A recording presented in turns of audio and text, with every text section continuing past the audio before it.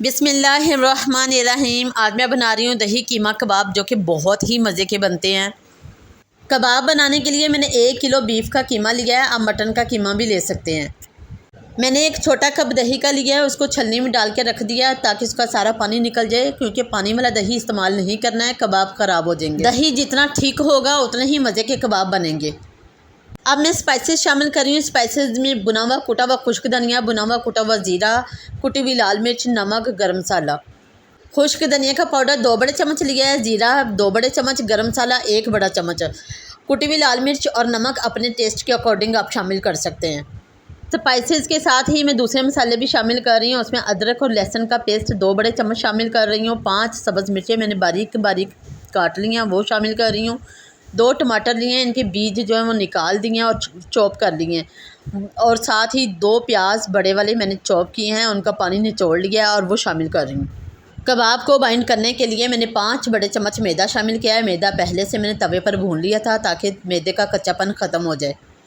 मैदे का भूनना बहुत ज़रूरी है ताकि मैदे का कच्चापन दूर हो जाए। जब कबाब बनाकर फ्राई करेंगे तो उसमें मैदे का कच्चापन नहीं आएगा। मैंने कीमे में 1 अंडा शामिल किया है। मेरे पास फ्रोज़न कीमा था, इसलिए मैंने इसमें अंडा शामिल किया है। अंडा ऑप्शनल है, स्किप कर सकते हैं। जिसके पास फ्रेश कीमा है उसमें अंडे की ज़रूरत नहीं है।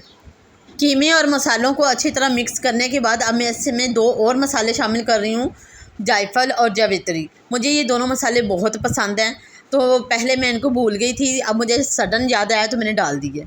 तमाम अमेज़े को अच्छी तरह मिक्स करने के बाद जब ये यकजा हो जाए तो एक कबाब बनाएं और उसको फ्राई करके खाएं ताकि आपको नमक मिर्च का पता चल सके। साथ ही नमक मिर्च अगर कम हो तो ऐड करें। और इसको 24 घंटे के लिए मैंने रख दिया था। आप कम से कम 5 से 6 घंटे इसको ज़रूर रेस्ट दें।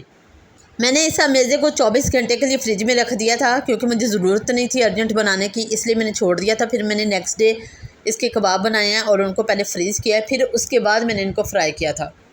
कबाब बनाने के लिए सबसे ज़्यादा ज़रूरी है कि अगर आपके पास बटर पेपर है तो बटर पेपर का इस्तेमाल करें। अगर बटर पेपर नहीं है तो प्लास्टिक शीट नहीं है तो फिर शॉपर काट के, जैसे मैंने शॉपर काट के रखा है और उसके ऊपर कबाब बना रही हूँ। ईज़िली कबाब बन जाते हैं, उठाए भी जाते हैं।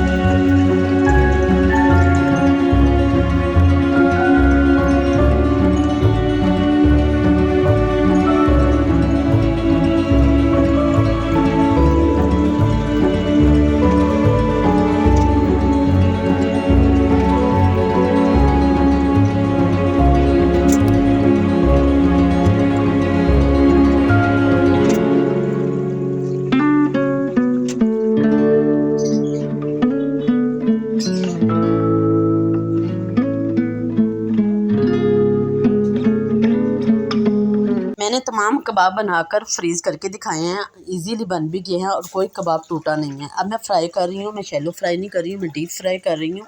आप शैलो फ्राई भी कर सकते हैं। एक कबाब को फ्राई करने के लिए कम से कम 5 से 6 मिनट लगेंगे। अगर आपको मेरी वीडियो पसंद आए तो काइंडली लाइक शेयर कमेंट ज़रूर किया करें। Thank you so much.